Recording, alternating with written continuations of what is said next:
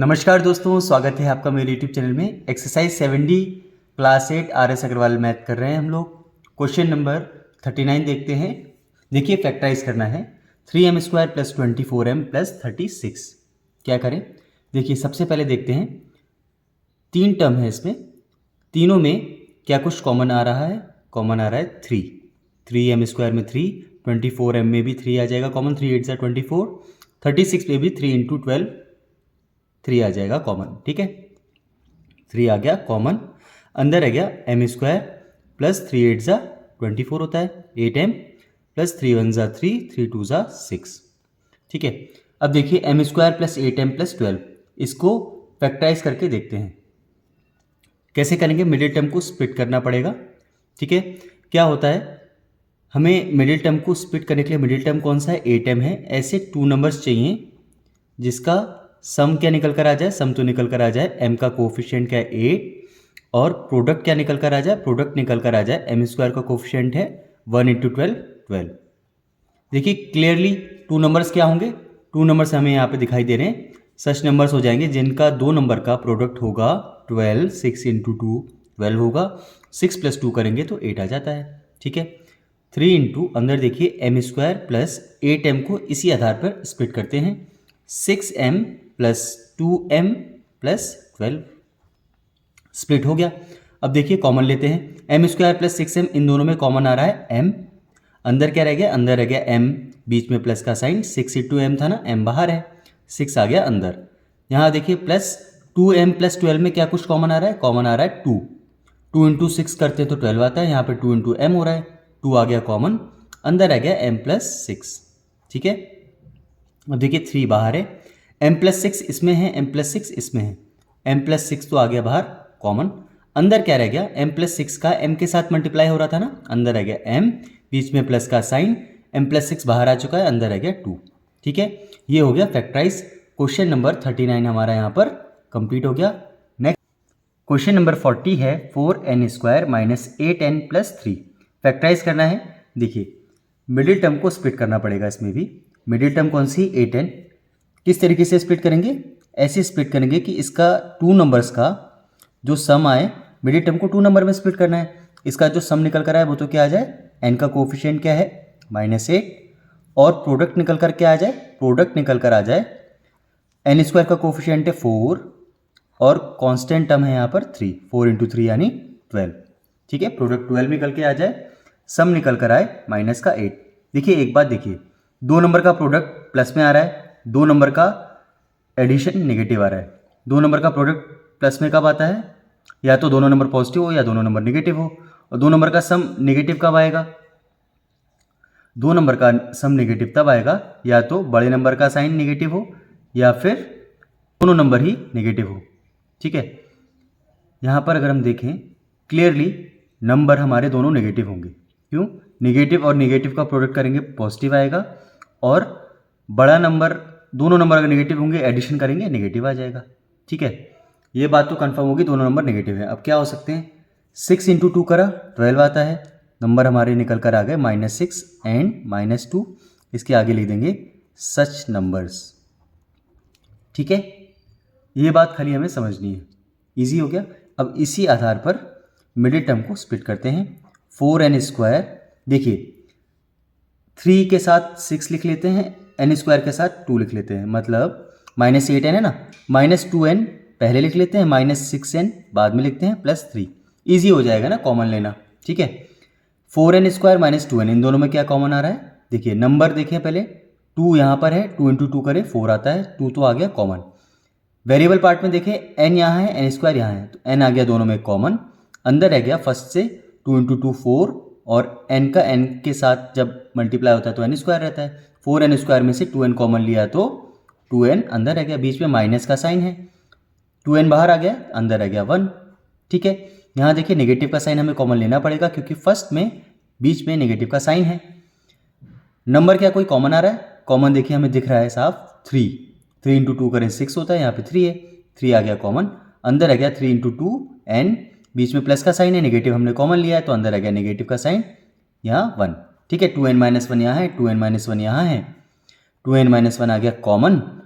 2n-1 का first में 2n के साथ मल्टीप्लाई हो रहा था, बीच में नेगेटिव का साइन है, 2n-1 तो बाहर आ चुका है, 3 आ गया यहाँ से। क्वेश्चन नंबर 40 हमारा कंप्लीट हो गया, फैक्टराइज हो गया है। नेक्स्ट क्वेश्चन देखते हैं।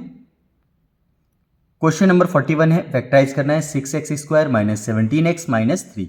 देखिए क्या करेंगे, मिडिल टर्म को स्प्लिट करना पड़ेगा। मिडिल टर्म कौन सा है, x का कोफिशिएंट -17। कैसे स्प्लिट करना होगा, 2 नंबर में। ऐसे हमें 2 नंबर चाहिए होंगे जिसका सम तो निकल करके आ जाए, x का कोफिशिएंट है -17 और प्रोडक्ट निकल करके आ जाए, प्रोडक्ट निकल कर आ जाए। देखिए x² का कोफिशिएंट क्या है यहाँ पर 6, कांस्टेंट टर्म क्या है -3, 6 × -3 -18। देखिए 2 नंबर का प्रोडक्ट हो रहा है, नेगेटिव आ रहा है, ठीक है।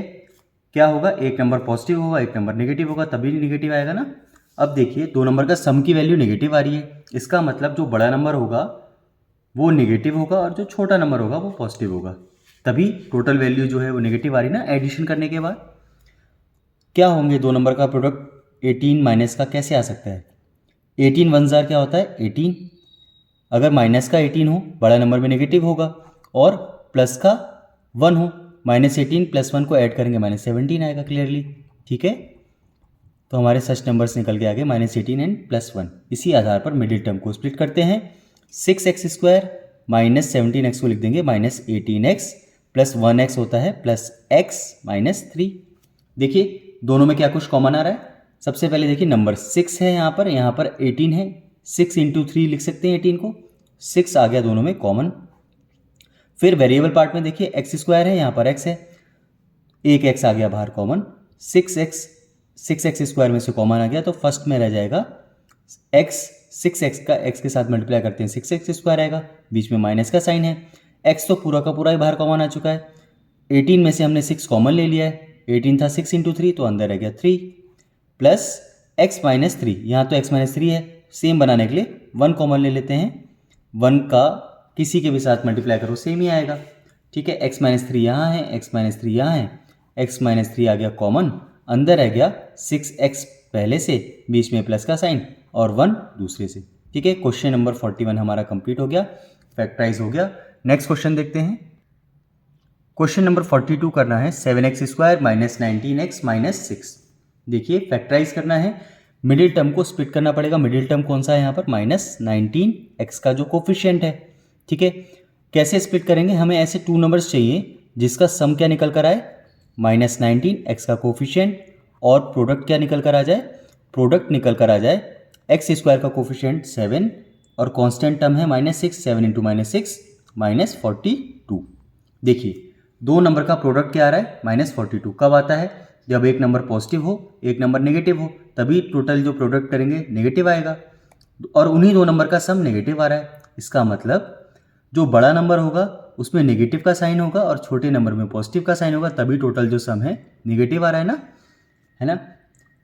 नंबर क्या होंगे, अब देखिए ये तो कंफर्म है कि बड़े नंबर में नेगेटिव का साइन है और छोटे नंबर में पॉजिटिव का साइन है, ठीक है। अब 2 नंबर का प्रोडक्ट 42 कैसे आ सकता है, 21 × 2 करें 42 आता है।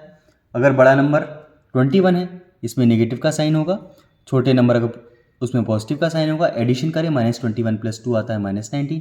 इसका मतलब क्लियरली हमारे जो 2 नंबर है -21 एंड 2 आ गए।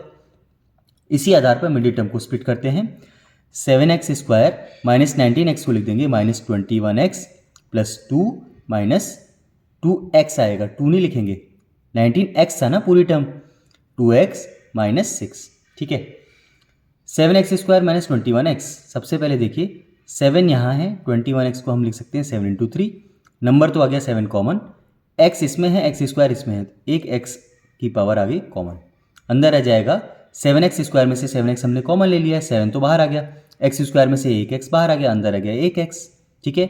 माइनस का साइन, x बाहर आ चुका है, 7 हमने 21 से कॉमन लिया है तो अंदर क्या रह जाएगा 3 प्लस 2x -6 में देखिए 6 को लिख सकते हैं 3 × 2, दोनों में से 2 आ गया कॉमन, अंदर रह गया x -3 यहाँ है, x -3 यहाँ है, x -3 आ गया बाहर कॉमन, अंदर रह गया फर्स्ट से 7x, बीच में प्लस का साइन, सेकंड से 2, ठीक है। क्वेश्चन नंबर 42 हमारा कंप्लीट हो गया, फैक्टराइज हो गया, हमारी एक्सरसाइज 7D भी कंप्लीट हो गई है। मिलते हैं नेक्स्ट वीडियो में, एक्सरसाइज 7E करेंगे, ऑब्जेक्टिव टाइप क्वेश्चन है। और लास्ट एक्सरसाइज है हमारी इस चैप्टर की। तब तक के लिए बहुत बहुत धन्यवाद। आप मेरे प्लेलिस्ट को जाके एक्सेस करिए, उसमें पिछली एक्सरसाइज पिछले चैप्टर्स हैं 1 to लेकर 6 तक के चैप्टर्स हैं, देखिए। सब्सक्राइब करिए, बहुत बहुत धन्यवाद। कमेंट करिए।